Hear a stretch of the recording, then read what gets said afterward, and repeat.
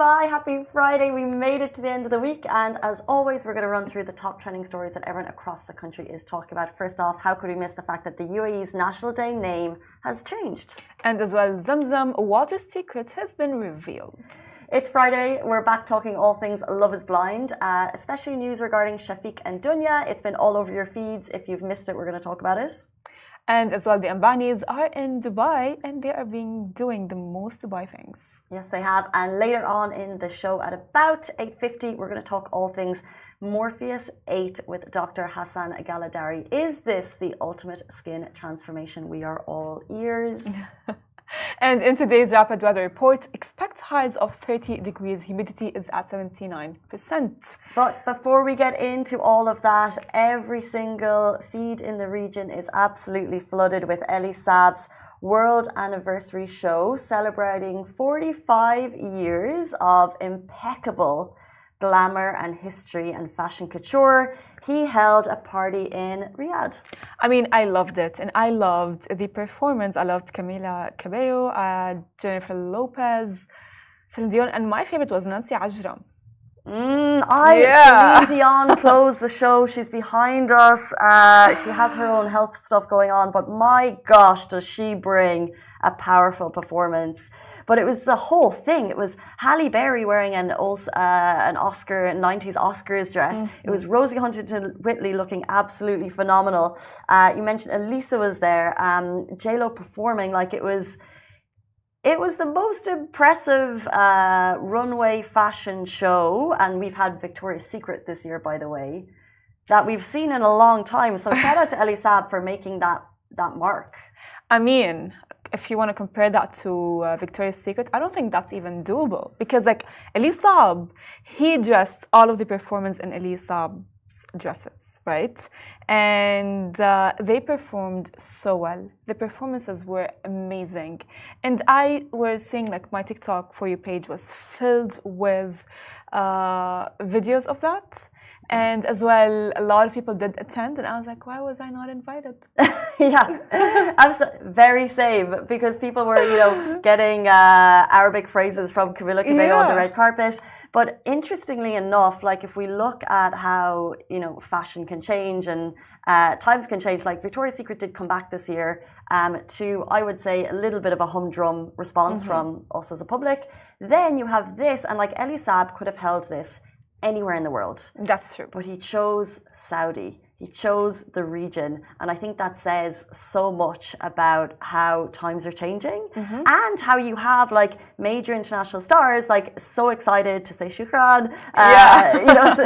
So excited to be in Saudi and to share the photos and to share the videos. Like these types of events put Saudi on the map. And I also think it was just so much more exciting, the style and type of show than in comparison to, for example, Victoria's Secret. 100%, I agree with you. And as well, like we know that Saudi wants to change and that Saudi has a vision for 2030 and all of that, because ever since King Salman decided to, he wants to make Saudi a hub for people, it has been changing, and we do see the changes happening.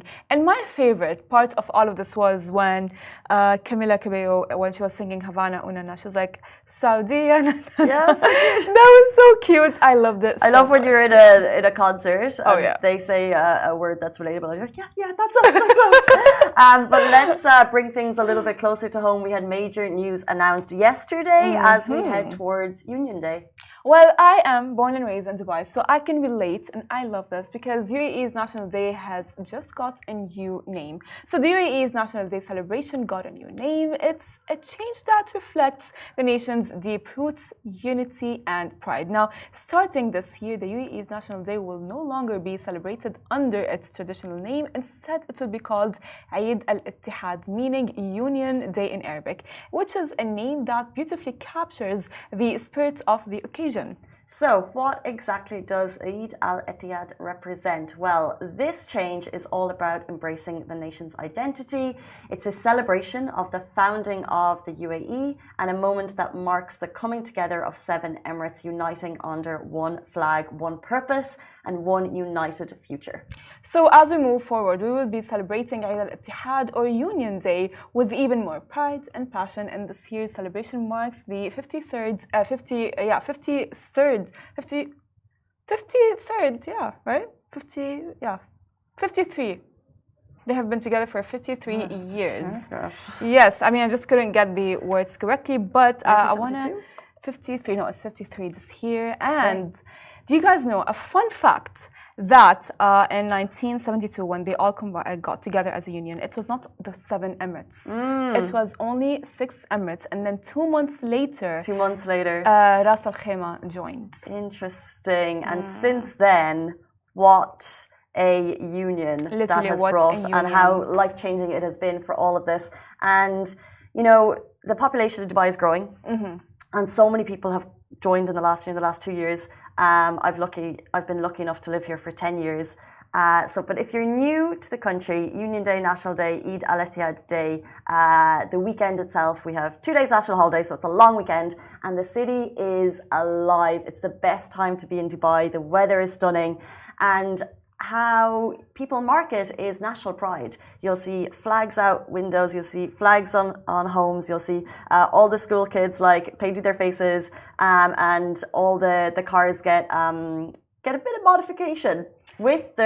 Every year there's like a little bit of extra rules on modifications, you have to be careful, but flags on cars and, you know, just tributes to the rulers and tributes to the country that people love so much. I agree with you. And what I love as well about that is because I'm born and raised in Dubai, so as I grew up, I remember when we would go to school, we would have that class in social studies, that specific subject where they would teach us about the history of how the UAE all came into union together. Of course, it's a lot of history between the UAE and the UK, Britain, because technically what happened is, you know, like those emirates, they were protected under like the UK, and then later on the UAE were like, you know, we will have our own federation, and then Ras Al Khaimah joined, and it's like so interesting. We always talk about like what actually matters in school that you bring forward, and history of the country that you're in, so important, and finances would also be fantastic. Leave maths to the side. Let's jump into our next story of the day. Well, Zamzam's water's secret has been revealed. Now, what do I mean? Now, Zamzam water is a name that is synonymous with history, faith, and miracles, and it has long been a subject of fascination. Now, thanks to a new scientific test that has been done by this UAE resident, we are learning even more about what makes this sacred Zamzam water is so unique. Now, in a groundbreaking experiment, a water researcher recently tested the freezing time of Zamzam water, and the results have left many in awe. And of course, as well, then the test was conducted at a request from the researchers in Dubai, who were eager to explore the distinct properties of this iconic water, which is drawn from a well in Mecca, Saudi Arabia. Yes. Zamzam is taken from a well that is located in the holy city of Mecca, and pilgrims from around the world drink its water during their visits. And when looked at Zamzam water's freezing point, something unusual was noticed. Zamzam water took much longer to freeze than ordinary water, which freezes at 0 degrees Celsius. Zamzam seemed to have properties that distinguish it from regular water, possibly due to its unique mineral composition. And as well, Zamzam water is known to have a natural blend of 4 key metals in composition, which is calcium, magnesium, potassium, and sodium. I mean, wow, now this combination is believed to give the water its distinct taste and potential health benefits. So it's not just the scientific community that is fascinated by Zamzam water. Millions of Muslims around the world believe it to be sacred, with many seeing it as a gift from God. For them, drinking Zamzam water is a spiritual act believed to offer blessings and health benefits. Now, you know what? Of course, as a Muslim, I have tried Zamzam water when I was like younger. Oh, really? And I was like younger. My dad went to Hajj pilgrims, and I remember he got us Zamzam water, and I was like, Yummy. And it does taste differently a Really? bit. Yeah, it does. Like it's like a minor, I don't know, maybe it's just like my thoughts. But I've mentioned that before the show, is that there are like holy water for like all religions, right? And I believe that, you know what, all religions are following one source. So if there is holy water in your religion and you drink it and you think and you believe that that actually does you well, then it for sure does you well, because like if it is from one source, which is God. Sure, it's similar in Christianity. How we grew up, there was a holy water that that many people would wish to try because of its curing and healing benefits. But interesting on the freezing point of this, like it literally is different to regular water, and I think that's what astounded people when we shared the video yesterday. 8:43. Let's take a quick break to give you a rundown of the Lovin Dubai newsletter. So if you're a fan of newsletters, getting news into your inbox, we want to highlight the fact that the Lovin Dubai newsletter has got a really slick refresh. So if you don't want social media but you still want to get news, how do you get it? You can get it directly into your inbox every single day. You can subscribe to the Lovin Dubai newsletter. And as well, you'll find the sign up link simply at our link in bio. It's going to be simpler than that. Just like go there and you'll get all of our news daily. Let's jump in to our next story. Love is Blind stars Chafik and Dounia got engaged again. So they are officially engaged once more. Chafik proposed to his partner Dounia, whom he met on the Netflix reality TV show Love is Blind Habibi. Well, the couple decided not to marry on the show, wanting more time to get to know each other, but it looks like they have made it official and everyone is sending praise. I mean, I understand where they are coming from. Yes, same. I really Especially when you're young, like you don't want to rush into things. So I think I really respected their commitment to wait. I mean, I didn't mean to like from that, like that aspect is very important, but I do understand their point from like they got to know each other on the show with cameras and everything is being documented, and when everything is being documented you are more stressed, you know what I mean? It's like you're trying to be exactly, you're trying to be perfect, you're trying to pinpoint every detail, and it can be, by the way, like exhausting, and it can be it can get you out of character. So I think what happened is, after they were done with the show, they got to know each other on a deeper level, in a better way, and they actually fell in love. You know what? We love. Yeah, who doesn't?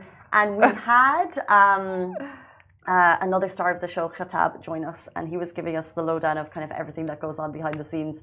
And when you speak to someone who knows them, and he was like, you know, they're really great together. That's all that matters. That's really all that matters. A lot of opinions coming into the post being like, why are there cameras filming your proposal? But like, I think most people, if you plan a proposal, not most people, some people, if you plan a proposal, there's a camera there. So this wasn't on Netflix, by the way. It wasn't for a show. I think, look, he had her blindfolded as she walked out. So she wouldn't have seen the photographers until he did the getting down on one knee. You know, even my friend, you know, like, I'm just like to maybe give people an idea of like why everything is being documented, because this is a thing that you're going to look back at and be like, oh, this happened and he proposed and that's how he proposed, because it can be a very genuine reaction, you know, when there are cameras that you are aware of. You're not going to be yourself. Yeah, so true. Document everything. You don't need to share it, but you can document it. I've got 16,000 photos on my phone. I don't know what to do with them. 8:46, let's jump in to our next story. So in case you've been living under a rock, the Ambanis are in Dubai. Earlier this week, we spoke about the newlywed couple, Anant Ambani and Radhika Merchant. They were spotted at Global Village in Dubai. But it looks like their Dubai dream vacay is far from over. Well, Anant Ambani, the high-profile couple from one of India's wealthiest families, were seen strolling through Dubai Mall. And the internet is, of course, obsessed. Obsessed.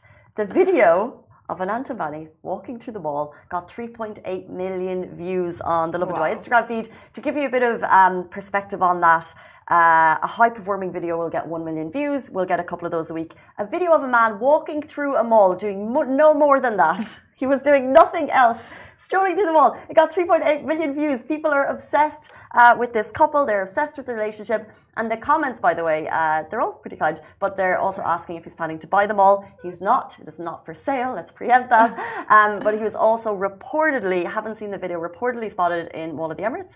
And one simple question we must ask is, what is the man who has everything buying in the mall? I think, you know what, that they are just like in Dubai. They want to experience Dubai as normal people do experience Dubai. Cheesecake Factory. Yeah, oh my God.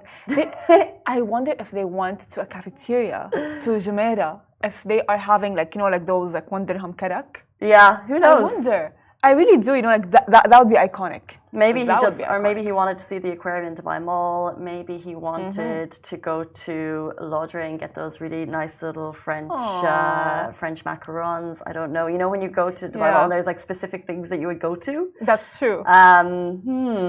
And maybe as well, you know, maybe like, he was in Sephora buying lip gloss. For Radhika, obviously. Yeah, he probably like he just wanted to, because like when you are such high profile, right? He probably is used to having everything come to him without even going and getting whatever he needs, right? So he probably was like, oh yeah, you know what? I want to live the normal life. I want to experience normal life, and nowhere better to do that other than Dubai, because of course Dubai is safe and lovely, amazing. Yes, it is. Okay, so more on that story as we get it. 8:49 on Friday morning. If you love skincare, this is the interview for you. We're going to talk about Morpheus 8. They're saying it is a transformative skincare. It's non-toxic. And we have an expert, Dr. Hassan Galadari, here to tell us all about it. We're super excited about this one. Stay tuned.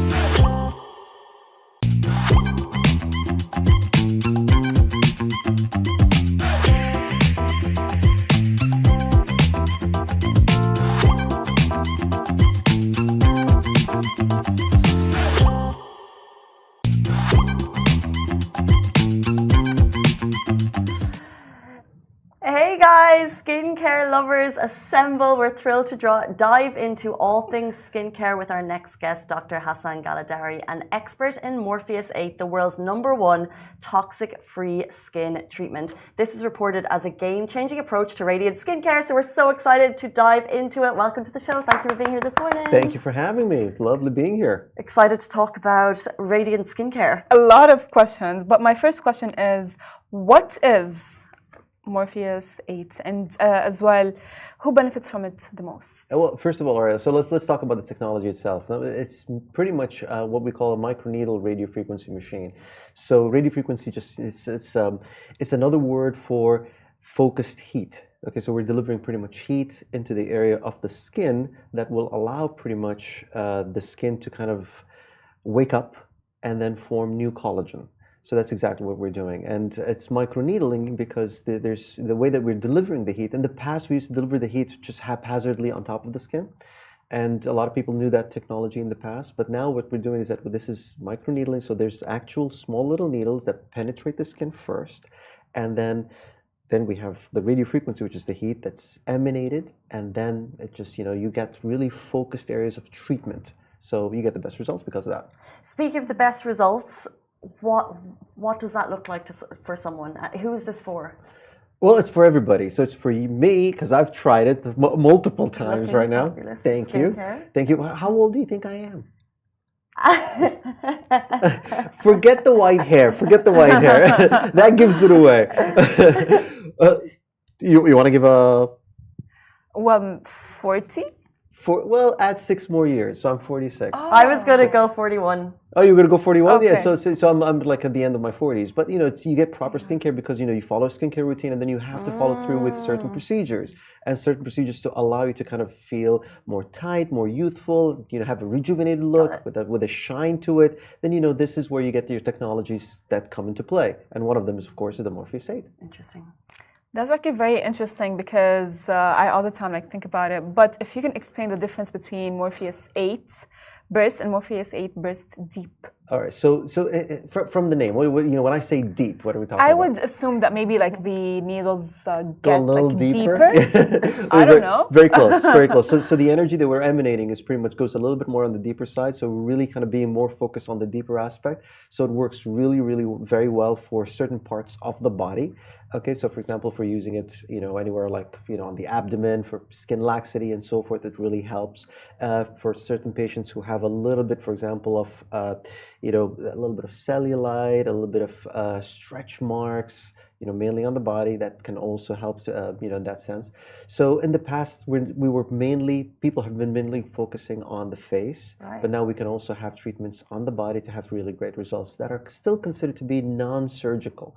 So, which is a plus because not a lot of people want to go under the knife. Interesting. So non-surgical. What does it look like? And also interesting that it's not just for the face. What does it look like in terms of length of time for treatment? Is it a one-stop shop, or it's a return scenario? I wish we had a miracle thing that was just a one-time stop thing. But no. Usually, most of the time, it has to be. If you're taking care of yourself. So what I ask people, you're brushing your teeth, you're doing it on a regular basis, on a daily basis. You go to see the dentist also on a regular basis, every 6 months for teeth cleaning. It's the exact same thing. You really have to rejuvenate the body from time to time. So what we typically tell our patients is that think of it as an annual treatment, but every time that you're coming in on an annual basis, you need to have at least 3 treatments a month apart. So that's for you to get the best results. At certain points, you may want to kind of add in another extra treatment in the middle, just so that once you kind of get the ball rolling. But once you get those the results, then you want to maintain them, and for you to maintain them is just usually just a 1 year kind of thing. Interesting. I'm looking at you, but all I'm looking at is your skin because it looks great. I want that. Well, when you talk about Morpheus 8, a lot of people would be very scared regarding there are some technology in it. So what kind of technology powers Morpheus? It's the actual radio frequency aspect. So this is basically the technology, and it's I gotta say, it has received a lot of negative flack. And then in social media and so forth, and the fact that oh, listen, I've tried this and it caused my normal regular fat to melt, and I don't know this, but it really does not hold any basis to truth there. If it is used correctly under certain protocols that are set basically but through science, and there's the reason why we're doing this is basically because we're following certain protocols that you get really good results. Now if you are going to become adventurous and jack up, for example, the energy thinking that you're going to get better results, it's the same thing. For example, if you think that you have a headache, rather than taking just 2 Panadols that you're supposed to take and you end up taking 10, okay, it's the same thing. So you end up with bad results, and that's the reason why it's just had this negative connotations. But if you follow the right technique and you follow through with the right doctor, you really get the best results. So that's how it is. So I want to kind of remove this whole negative connotation from the table, pretty much. It's being labeled as the world's #1 toxic-free skin treatment. Toxin-free. Toxin-free skin treatment. But can you give us a little bit more background about that? For example, what treatments do use toxins, and why should we be aware of them? Oh, it was a botulinum toxin, Botox. All right, okay. so Botox, the name Botox is botulinum toxin. So a lot of people say, hey, listen, we're averse to having any toxins injected. And the way that they work is that they work by relaxing certain muscles on the face, and that if your muscles are relaxed, then your wrinkles go away. So for patients who are averse to having any form of needle or any type of that's considered to be minimally invasive or anything that's injected that they don't consider to be natural for their own body, then you have these energy devices that will allow you to get similar results. Now, I'm not going to say you're going to get the exact same results that you're going to get with, for example, toxin injections, but you're going to get very close results. And at the same time, not only that, you get the added benefit of having your skin glowing, your pores slightly smaller, and at the same time, if you've got, for example, certain conditions such as acne scars and so forth, they also tend to get a little bit better too. Interesting. So you wouldn't recommend this along with another procedure? You would recommend no. this standalone? Yeah. Personally, I recommend combining treatments all the time. Okay. So, but you can use it on its own. But at the same time, for me, for example, I love combining treatments. That's the way to get the best results. I mean, for me, 1 + 1 is always equals to 3 when it comes to these combinations because they have a synergistic effect. Mm-hmm. So you want to put them together to get those results. So because, like I said, they work differently. One is going to enhance your collagen. It's going to enhance your, the way that the skin is going to, shine under certain light. Others will kind of affect the fine lines and the dynamic. Sometimes, for example, if you have depression that you need to fill, so that you really have to kind of add that filler if you wanted to do that. So it's a combination of different treatments for you to get those best results. Like, let's say a patient goes and does have the treatment Morpheus 8. What's the typical downtime after? Well, you got to ask me because I've done it. Well, yeah, okay, well, you tell us. I got to say, I mean, first of all, I had to shave because I'm a guy. So for guys who are out there, if they want to have this treatment, they have to shave because, you don't want anything to interfere with the actual needles that are going to go in to provide and, give you that, that heat. So for you ladies, you have no problems. So the downtime there's pretty much no downtime. You come in, you set up the appointment. What we do is that we put a little bit of numbing agent on your skin, which is going to take about maybe anywhere between 20 to 30 minutes. You're going to not feel anything. You'll, as a matter of fact, you'll start feeling that your lips are numb, and it's a good feeling. Okay, and then the procedure itself takes about anywhere between 10 to 15 minutes, depending on the areas that we're going to be, treating, whether you're going to do the face or the neck or maybe certain parts of the body. And after that, your face is going to be red on the day off, okay? And then you just have to follow a proper skincare routine. A good SPF in the morning, a good moisturizer in the evening, and that's it. For the next 2 or 3 days, some individuals may be a little bit red, but I, for one, for example, the next day, I was just completely okay. I just went to work. The only thing that was different about me was that I had no beard. Okay, so take a half day, get it done, back to work the next day, no problem. No problem. Are there any other side effects that people would need to be aware of? I mean, there is, if you want to consider it to be a side effect, because I've tried it without the numbing agent. Okay. Because I said like, hey, I'm a guy, I'm going to do this without any numbing agent. And I got to tell you, it's not the most comfortable experience. So I told her like, no, the second one, I'm going to have some numbing medication on top of me. So it's the feeling of, I wouldn't say pain, but like, that discomfort that people develop. The next days for certain individuals, the redness can be there for a little bit. We would highly recommend them not to go to the beach, say for example, for like at least about a week. Mm-hmm. Okay, so that they don't get excess sun or basically just sun, over sun exposure without having the necessity for them to do so. And that's about it. I mean, there are, if like I said, if it is used correctly, then you don't have major adverse events. Mm-hmm. If it's used correctly. Well, this is my favorite because like whenever I choose any restaurant or any place, I look at the reviews, and if I see like positive reviews, I go like, well, yay, so that's my place to go. Are you like reading reviews right now? No, I'm not. But I want you to actually share with me some positive experiences from clients. Yes. So this one over here that you're seeing here, I mean, she's a wonderful patient that I've known for a long period of time. She's a physical trainer. And you're able to see the differences on the skin texture. She's got a little bit of acne scars. She's also got a little bit of pigmentation, and you can see that there's a drastic change with just 3 treatments, and she just loves the results too. She's come in for two separate treatments. So she's done once, and then a year after that, she's come in and done it again, and she swears by it. She keeps on sending me actual reviews from other people saying like, listen, I've got better results than them. So she's like kind of comparing herself to other people. We love to see this, we truly do, because we're going to jump into a quick game, but finally, skincare is confusing and there's so many trends. Absolutely. You go to a specific clinic and there's like 10 things to choose from and you just don't know what's right for you. So in your expert opinion, what sets Morpheus 8 apart from the rest? What sets it up apart from the rest? I mean, what I like about it is that you have, first of all, sustained results that are there. And then at the same time, patients who come in and have the treatment done, they are definitely going to see results too. So you have those things. So they're sustained and at the same time it's visible. So for me, that's the most important thing.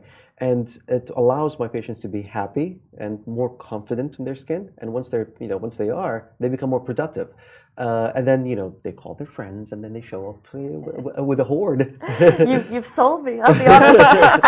Okay, because we have a skincare expert on the show, we have to bust into some skincare myths and play a little fact or fiction with you. Can we do it? Let's see. Let's do it. Okay, let's go for it. Well, the first one, I think you debunked it when Casey was mentioning toothpaste, so you should not do that anymore. Oh, it was before the show.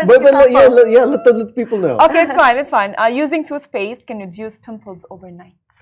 Specifically, like red, big, infected ones. No, that's a complete myth. I've done it. And what happened there? I mean, they're still there the next day, but they'd also be there the next day if I didn't do it. And my thought is that toothpaste has a drying agent in it that will dry out whatever's going on in my face. So honestly, if I had a breakout, I would still do that. Okay. Personally, I would highly recommend something that contains a little bit of benzoyl peroxide or a little bit of salicylic acid. That will dry you out and also cause a little bit decrease in inflammation. So that's much better than putting toothpaste. What would that look like in my skincare cabinet? Like the salicylic acid and the salicylic acid? Yes. I mean, there are certain creams that contain a little bit of salicylic acid that they just put them on the spot and it'll dry you out. Okay, no more toothpaste. Oh my God, thank you so much. No more toothpaste. You should. I'm sorry, all dentists out there. The market's just going to dip. Fact or fiction? You should avoid moisturizer if you have oily skin. That's also fiction. Okay, so moisturizer is something that's of great importance, and the body produces oils, but at the same time, sometimes some of these oils really just don't moisturize. They're just oil secretions, and there are special moisturizers for oily skin, and they're usually a little bit of alcohol based. So you definitely have to moisturize there too. Not as often as a person with dry skin, but you do have to moisturize, especially in the evening.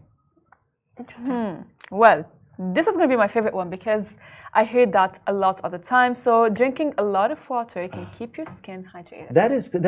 I don't know where and who brought this whole concept. I mean, water is great for your general health. Okay, Yeah. so it's great because it makes you feel good. It regulates your cardiovascular system, your GI, everything.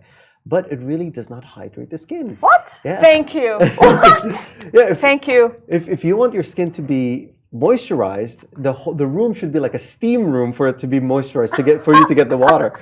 Okay, so it doesn't. I mean, I am sorry if you have dry skin, no matter how much water you're going to drink, it's not going to become any less dry. I have dryness on my hands and therefore I've got a 2-liter container on my desk that I drink religiously to get rid of it. That's great. That's why you're healthy. That's drinking water is a good thing. You're working out your kidneys.